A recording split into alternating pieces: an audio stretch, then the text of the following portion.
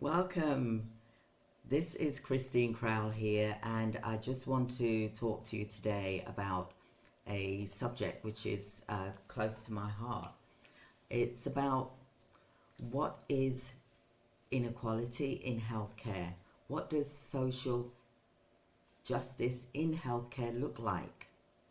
So, welcome back to our channel, and today we're diving deep into a crucial topic which it can affect every one of us.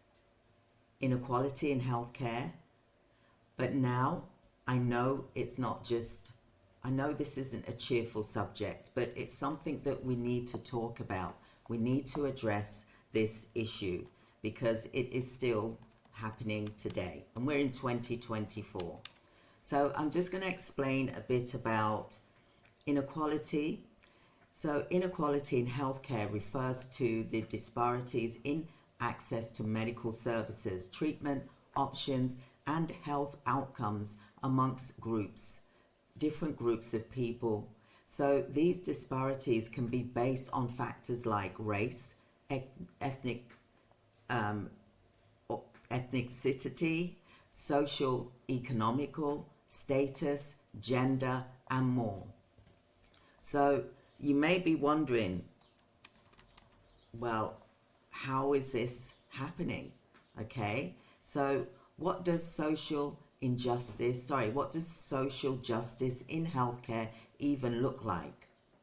Well, it's all about ensuring that everyone, regardless of their background or circumstances, has equal access to high quality healthcare services.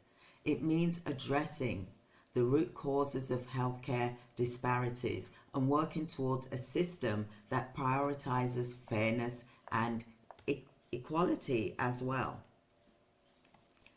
I want you to watch this short video about my experience now. So you can either click the link, but we will play this now for you to listen to my own personal experience with this happening to a relative of mine.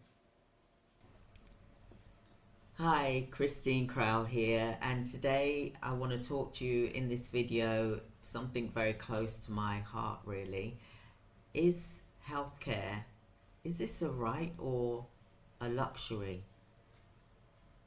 Are we entitled to receive the best care that we possibly can? Is this only for the rich and famous that receive the best care? Now, I'm going to probably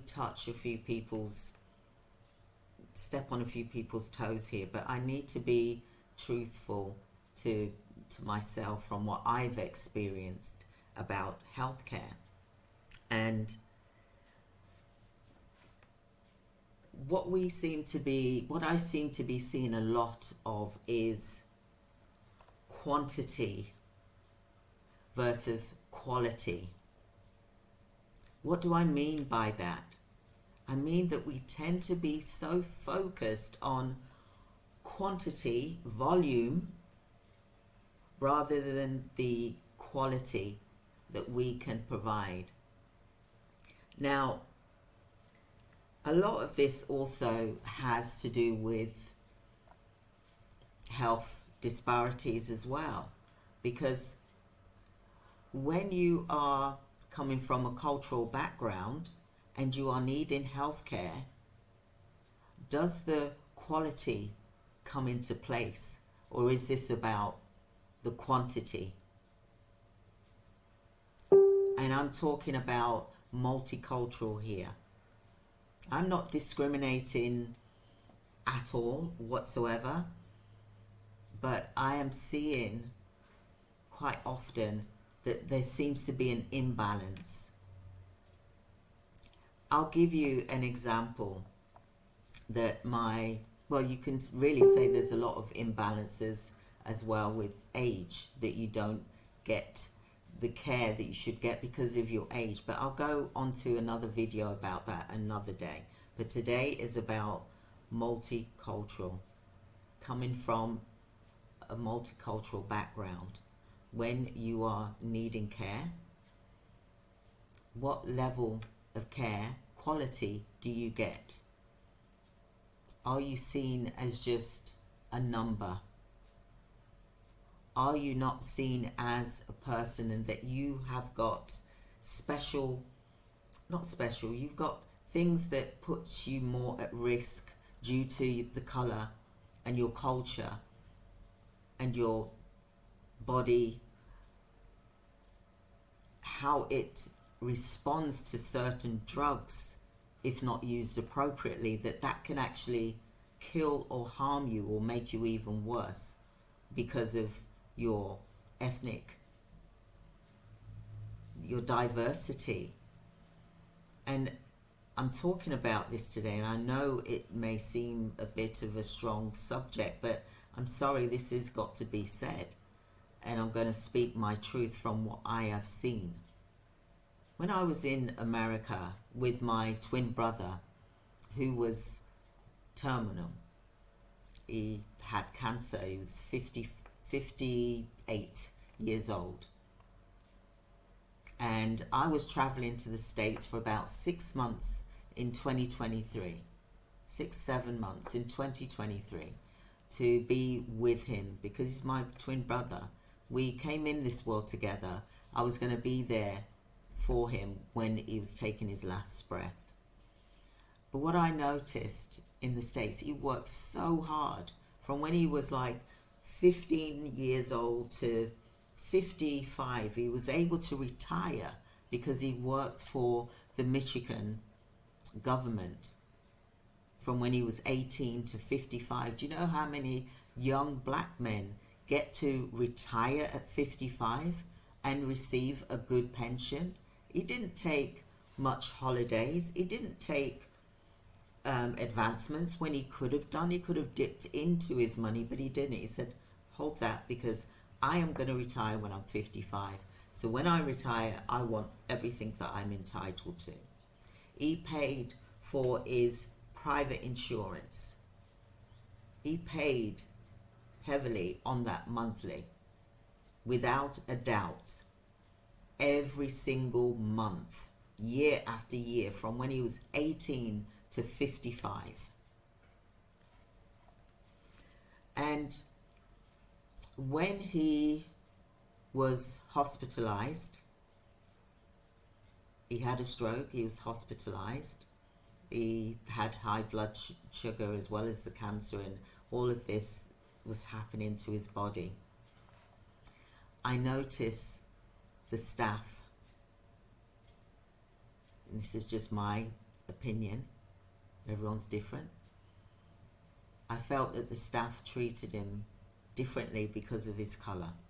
Even though he was privately paid, I feel he was being treated differently. The staff members that treated him good were the ones that were of his colour. And I think that's such a shame, because I understand that staff members get really busy, but I felt that there was some form of not understanding his needs as a black man and his conditions. I was trying to explain that there were certain drugs, for example, that could cause things to happen. And I don't mean that, I'm not trying to disrespect the hospital whatsoever, and I'm not going to name them.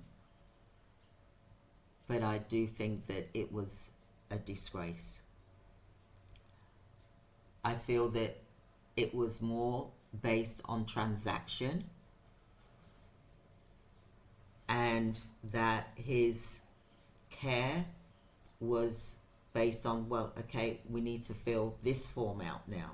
Before you can have treatment, you've got to fill this form out and make sure that the insurance company is going to pay and cover for that before we give you this treatment that can save your life, or give you quality of life, should I say.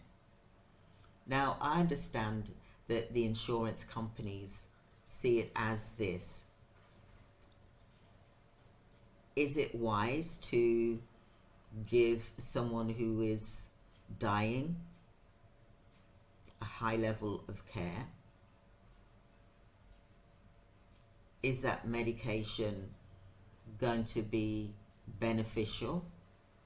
It was more about transactional, and that's what I kept seeing over and over and over again. If something more was needed, a form had to be filled in. The insurance company had to agree it first before the treatment was started, and then secondly, it would be like, okay, well, you've been here for so many days, and now we need to look at this level of cover. Let's see if you're insured for that, otherwise you will have to be moved to another hospital. It just kept being like this big circle of going from one hospital to another, and then into a care home, out of the care home, back into the hospital. Now the care home that he stayed in Michigan was absolutely brilliant. They were very, very good to him, to as much as they possibly could be, with the staff members that they currently had at the time, for example. But the hospitals, the private hospitals, I felt that they were ignoring him. I felt that they weren't listening to what his needs were. I felt that they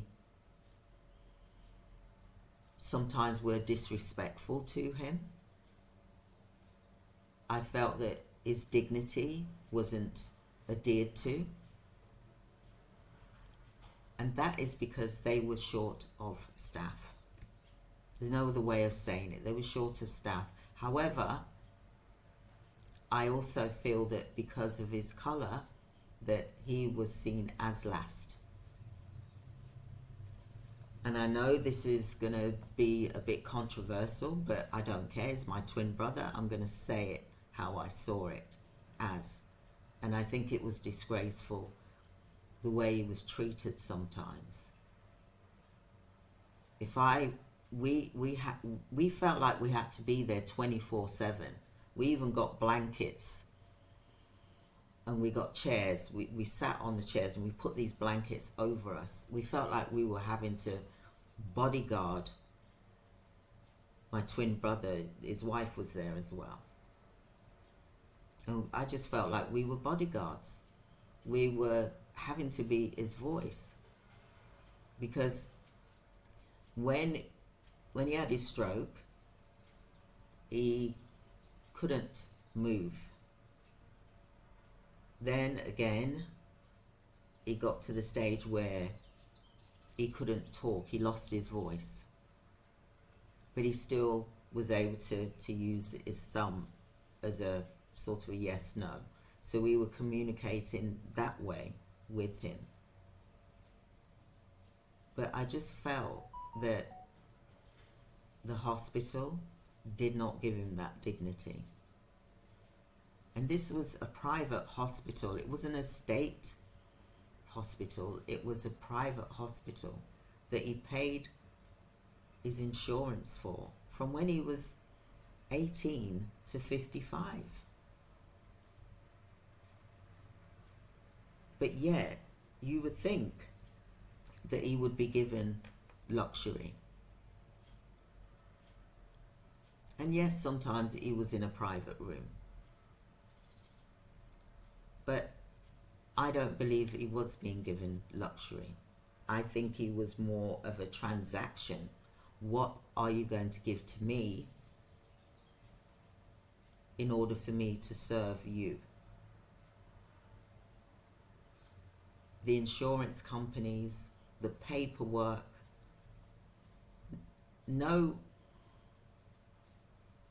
for an ordinary person to have to try and fill out paperwork, never mind you're sick and you possibly can't see properly, you can't write properly. How are you meant to fill out these forms? I mean, thank God he had his wife. I was also there to support. But how would someone be able to manage by themselves? And there were things we'd ask the case manager and we weren't getting answers. It's like we'd say something, they'd go off, and we're waiting for the results or waiting for an answer, and they wouldn't get back to us unless we pulled them up on it. Should we have to go through that? Is that something that a family or loved one or a patient should have to go through to receive the quality care? Because we always think, because my brother always thought that he was going to get luxury care. He did, he told me, because of what he'd signed up for. And from where I was standing, I could not see it. I could not see quality care. It was very sporadic. The quality care would come when there was a staff member who was the same colour as him, who knew what he was going through and treated him as if he was their family member. And I think that's such a shame. We should all be treating all patients equally. My brother was vulnerable. He was dying. He deserved to have that dignity. And in terms of, that was the US, in terms of the UK, well, I can't really say what's happening there because I'm not there. But I think that is also a quantity, volume based type of care that is being given, not luxury. It's fast. We're not getting the quality that we deserve and that we've paid for and that we should have.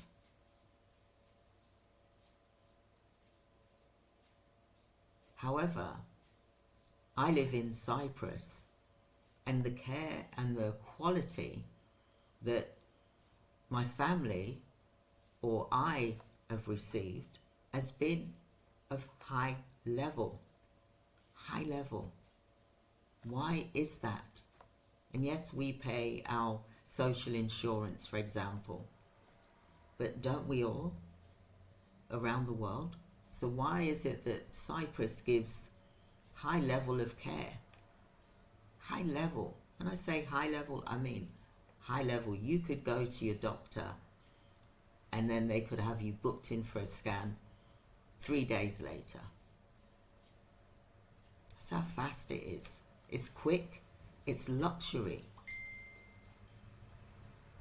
And I wanted to say this video because my twin brother lived in Michigan and he paid high level, but he didn't get high level care when he truly needed it. It hurt me to see him in that way. I felt his wishes were being ignored. However, my video today is about healthcare. Do we have the right to luxury? We do. We do have the right to luxury, like those that go into a private hospital with a private room, which is what my brother paid for, but I didn't see that. I didn't see that. In Cyprus here, I'm a black female. My family is black. My husband's white, but my family is black and mixed race, for example. We receive high quality care. We receive luxury care.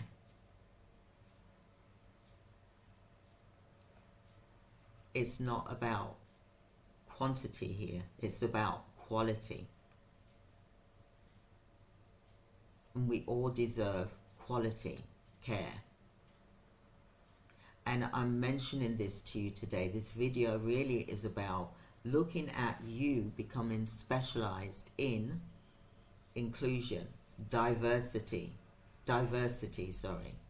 so that you are providing quality care to individuals that you serve that are from a specific culture so that you can provide a luxury service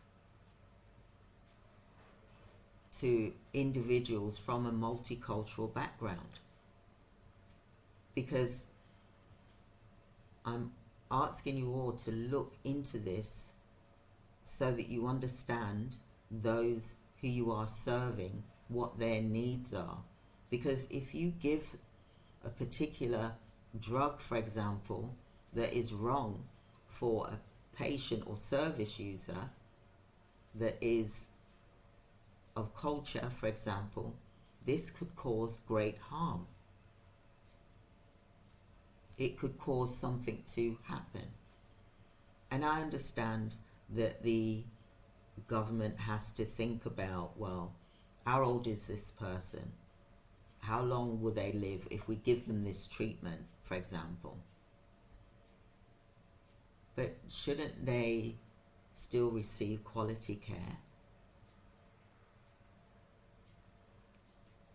There is a shortage, and I'm talking to you all now, and I'm really homing in on this. I'm leaning in on this because I want you to focus on what services that you can provide that is exclusive, that will be looking after those with diverse needs.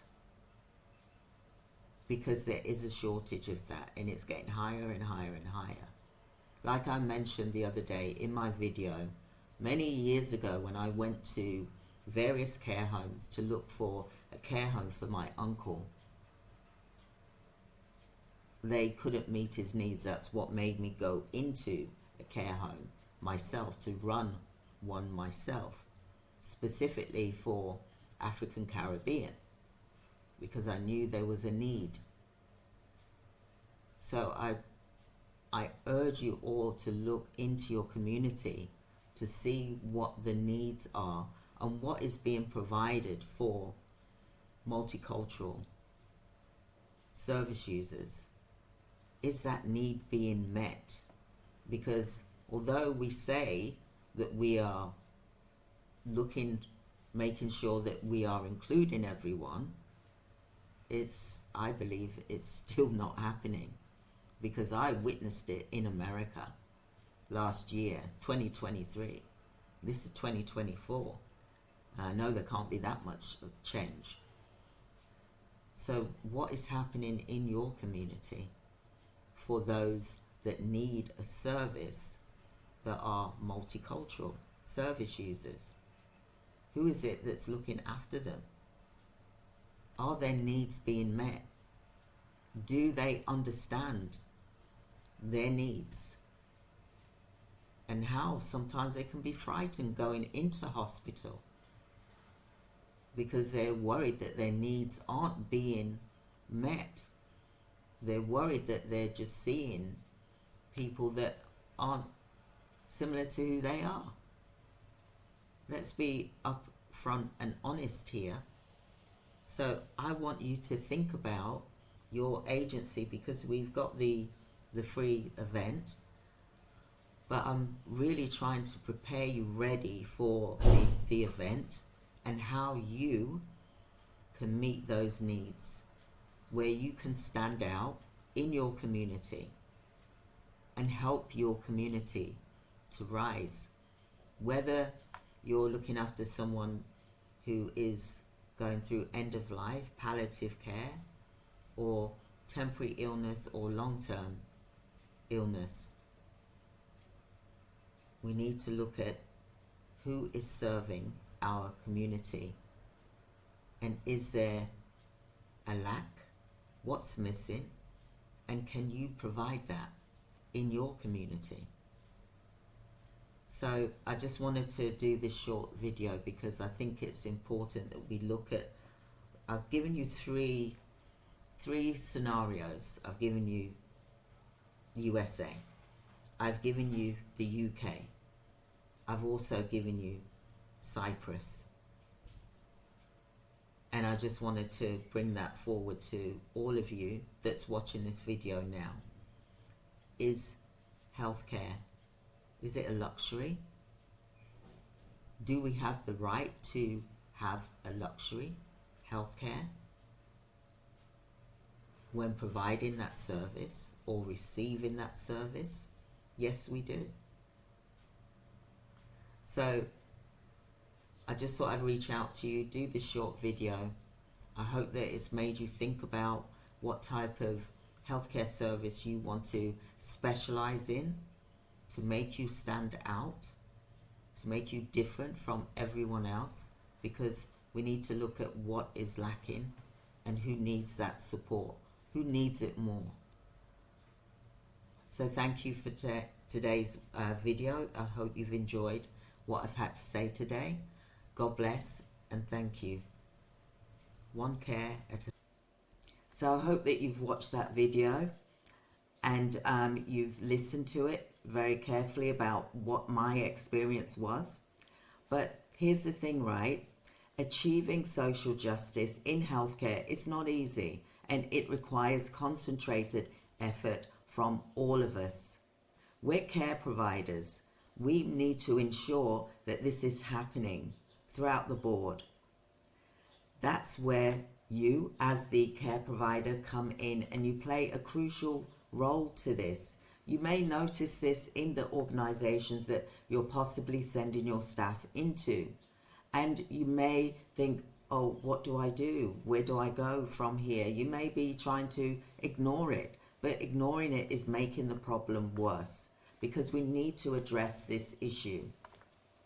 So, does your organization address racial equality and access to care? Do you have an honest conversation about diversity, bias, and inclusion? These are the questions we need to be asking ourselves as care providers.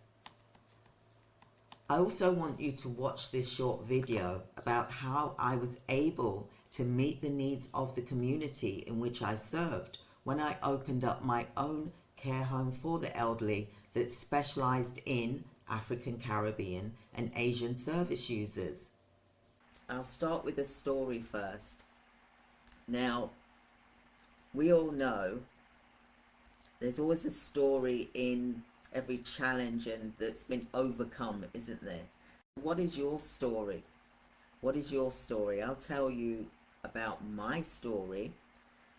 And it started in 1994 when I realized that there was a need for care for example, in the way that it was for small care homes.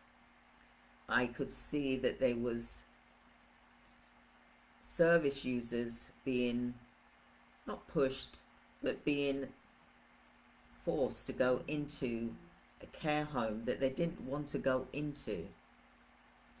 And these care homes back then, they were large, very, very large. And for me, I saw that there was a need in that community. Now, this community was in Nottingham. It was a very large estate. It was Strelly Estate. If anyone is from Nottingham, you'll know what I'm talking about. And I realized that there was a need for smaller home from home types of care homes rather than the larger homes or the council run homes. So I set out on a venture to improve and make service users feel as if they're still at home. They were already living in that community. So you can imagine how they must have felt having to come to the stage in their life where they needed care. Imagine how they must have felt that they would have to leave their home to go into a large care home, for example, and there wasn't any other care homes apart from the large care homes or the council run care homes. Now imagine how you would feel. I felt that for them because my uncle at the time had mental health and he needed to go into a care home. So I looked around for him and I couldn't find a care home that A, specialized in African Caribbean food, because I asked one care home, hey, can you do, he likes rice and peas, for example. And one of the carers said, oh yes, I can do rice with garden peas. That made me realize that they didn't cater for African Caribbean. So that's why I set out on this quest. That was my quest. It started, my care journey really started back then in 1993. It started back then. And I thought, there's got to be a better way. There's got to be something out there for my uncle. So I thought to myself, you know what? Why don't you set up your own care home and make it for African Caribbeans? So I set out on this quest to open up my own care home, and it was a home from home approach. I hope you enjoyed this. Now we're back. So, what did you think? Do you have some points that you want to mention?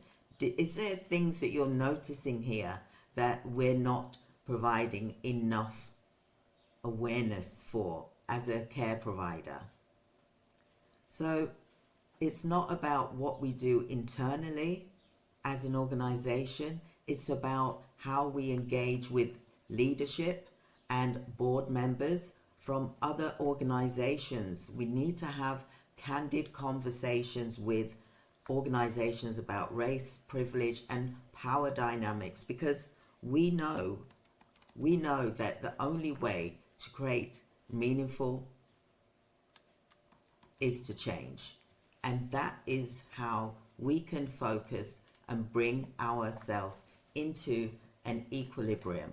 Because from what I've experienced and seen, that's what drove me into starting my own care home for the elderly, because I knew that there was a shortage. I knew that there was needs that weren't being met. So whether you go into a care home, you're sending staff members into a care home, and those staff members are possibly receiving that type of treatment as well. What will you do? Will you approach the organization? Because you should. You should approach the organization to discuss, just have a friendly meeting. You don't have to get aggressive about anything, but just to bring awareness to people, because we are not using this power enough as care providers. We're ignoring it, we're sweeping it under the carpet because we're thinking about the money. We should not think about the money, we should think about the fairness and that our staff are being treated fairly. So I just wanted to bring this video to your attention, and I hope that you've learned something from this and that you will bring this into your organization, and it will be more into the forefront rather than pushed to the back of your organization, like saying, we'll deal with this later, we've got urgent things to deal with. This is urgent. It's been going on for too long. It's been going on for years. We need to focus on how we can provide a specialist service that focuses on inclusion, diversity, and race, and equality, equity. We need to look at that. So I hope that you've enjoyed this video. Please do like and subscribe to our channel. Do join our events. We've got events happening all the time. Like, subscribe, like I said, because you will get further updates. Because running a healthcare business is not just about money. It's not just about you. It's about your staff members, and it's about the community of who you are serving. So I hope that you've enjoyed today's training. I look forward to further training. We've got a live tonight, which we're going to be on Facebook as well. Hope you can join us. we are really covering a lot of information as well. And today will be about as well social injustice. Social justice is what we want in healthcare, and we want it to look good for better outcomes for those that need our services. So thank you so much, everyone. Have a wonderful, blessed day. Thank you. Signing off for now. Thank you. Goodbye.